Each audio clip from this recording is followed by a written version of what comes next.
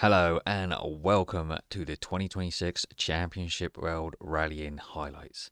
I'm your host, and let's see what we have coming up.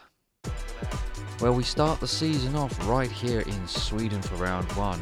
We would have had an event in March, but that event was cancelled and would have to wait until April for the Kenya Safari Rally. And then we're going to end things off in sunny Spain. So we have some great rallying coming your way, and we hope you'll join us this season, exclusive here on Championship World Rallying on Sim Rallying TV.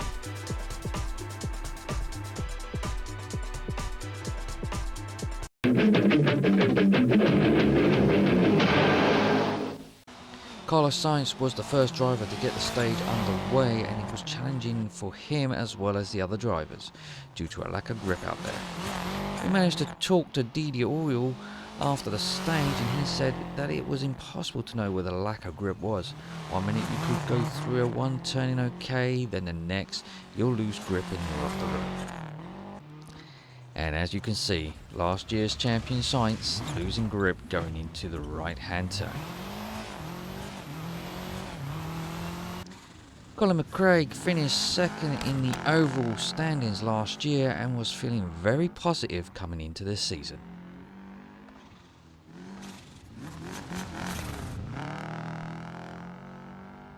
UR Kankan, who finished third last year, was making his mission to be the 2026 champion, pushing hard through the stage. He got caught out at the same right hand turn as Sainz.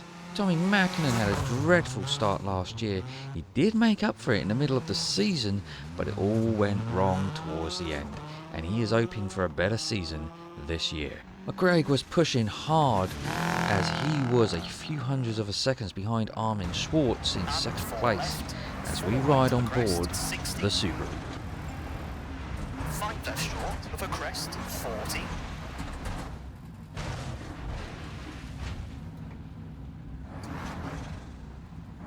McCraig was lucky not to sustain any severe damage to his Impreza and was able to continue on with the stage, but he would drop to 6th place, and here's another view of that crash.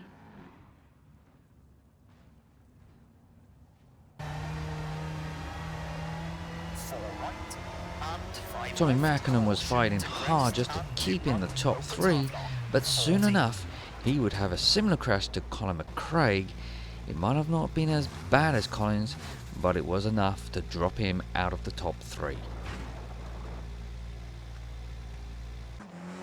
UR Kankanen was second fastest while trying to maintain his position, while with his teammate Francois Delacour chasing him to take second place. 4 left of the jump, half long, 120. 6 right to the jump, 50. 4 left short, 50. 4 right, half long. To crest, 80. Crest, and slight right. Carlos Sainz was struggling and losing pace as he would drop from 6th place at this point.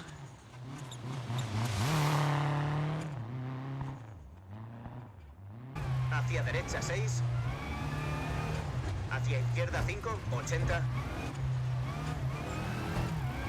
a izquierda levanta 50, derecha 6 con rasante, larga 80, izquierda con rasante 70, a izquierda levanta, mediana 170, rasante 70, izquierda 5, se abre, 70. Derecha 4 corta, con bache, 90. Tommy Mäkinen was struggling, having tipped his Mitsubishi on its side early on in the stage and would finish 10th place. Colin McCraig was trying to claw back some lost time, but was only able to finish 4th by the end of the stage. Having dropped to 6th place, Sainz was making back lost time as the stage went on, but unfortunately all that hard work would come undone when the right front end would clip the edge of the snow barrier, spinning the car around. Izquierda 5, se cierra con rasante, por dentro 100. A derecha levanta con rasante, muy larga, no cortar, 50.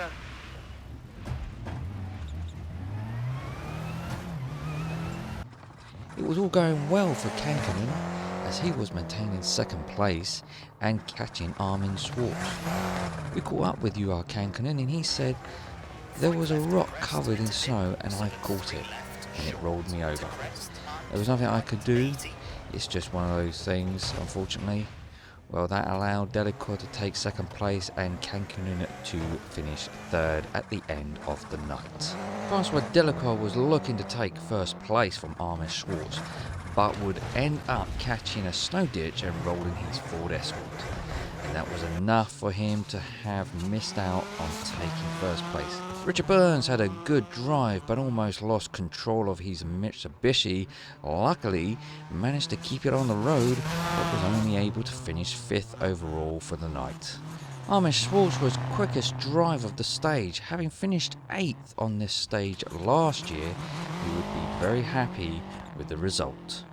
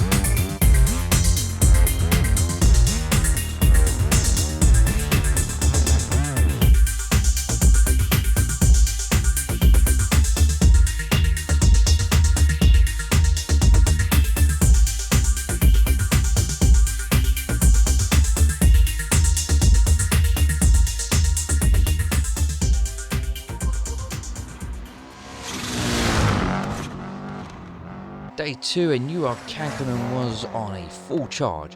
He was, however, the slowest driver of stage 2 and 3 due to a windscreen heater that has stopped working. He had to coast through those stages until he could get to a service stop to fix the issue. Tommy Mäkinen finished 7th in stage 2 and 9th in stage 3. He did move up 3 places to finish 6th in stage 4 and 4th in stage 5. Colin McRae, who finished 4th on stage 1, dropped 2 places in stage 2 and also dropped another place down in 7th in stage 3, having sustained quite a bit of damage before heading to the service stop. But he did manage to put in a great drive to finish 2nd in stage 4 and went on to win here in stage 5. Despite Carlos Sainz finishing in 8th in stage 1, he went on to win in stage 2 and 3 ahead of his teammate Armin Schwartz by 1.5 seconds in stage 2, getting a 1-2 finish for the Lancia Delta team and being the quickest driver overall in stage 3.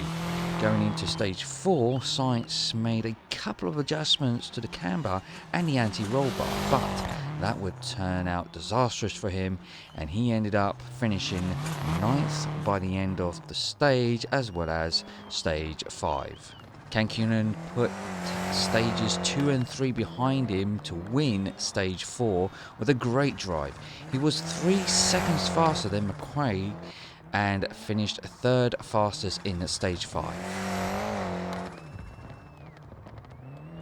Well, let's take a look, and this is how it finished after day 2. Colin McRae leading the pack. Richard Burns did really well, outperforming his teammate Tommy Mäkinen. Armin Schwartz did well to finish 3rd by the end of the day 2, with Ericsson finishing 4th, Delacour in 5th, and Didier Oil rounding off in 6th place. So this is how the rest of the pack stands. Last year's champion Carlos Sainz ending up 7th, Mäkinen finishing a miserable 9th place, and Kankkunen in last place. Not where he wants to be, but unfortunately his campaign's not starting in the way that he'd hoped.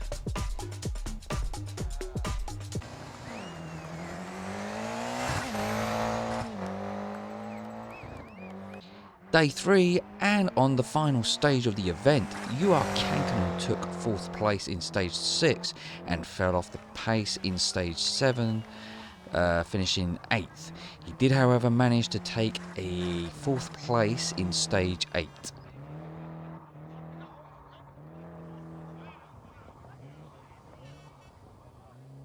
Carlos Sainz was still struggling with the handling of his Lancia and finished 8th in stage 6, and to make matters worse, he was the slowest in stage 8 and was 22.5 seconds behind the leader Armin Schwarz.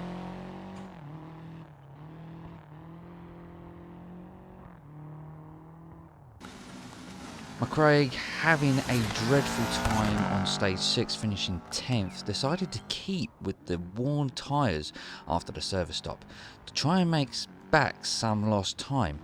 Well, with that analogy, he finished 7th in stage 7 and 2nd in stage 8 behind Sainz. Mäkinen was feeling hopeful that this would be a turning point to call back some lost time from day 1 and day 2, having put a personal best drive in on stage 6 to finish 1st place. We spoke to Tommy Mäkinen after the stage, and he said that this was the best drive I've had so far on this event. I'm feeling very optimistic after this stage and feel that I'm heading in the right direction. Well, that would be short-lived, as Mäkinen could only manage to finish 4th in stage 7 and would further drop 3 places to 7th place.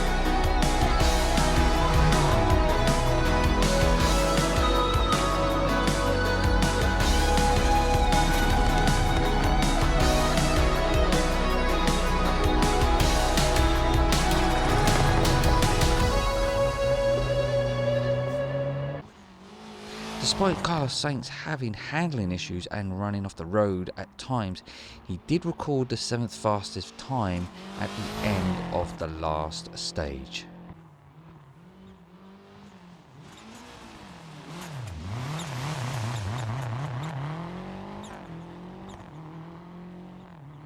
Kankkunen was giving everything he could on stage 9.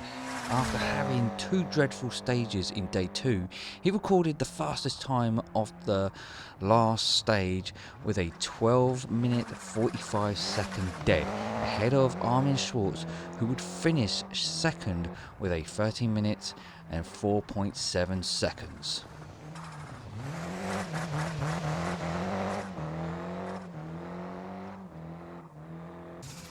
Tommy Mäkinen just wants to put this whole event behind him, and to make matters worse, 7.5 kilometers in, he ran slightly wide into a bend, hitting a rock at the side of the road, causing his offside rear tyre to explode and disintegrate. With that, it had caused him a lot of time, as he didn't have a spare due to keeping the weight down in the car. putting him last in 10th place for the day.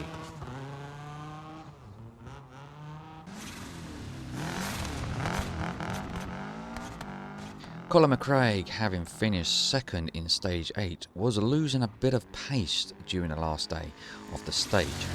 While his Subaru was having engine misfiring issues, however, despite all that, he was able to hold on to third place by the end of the day.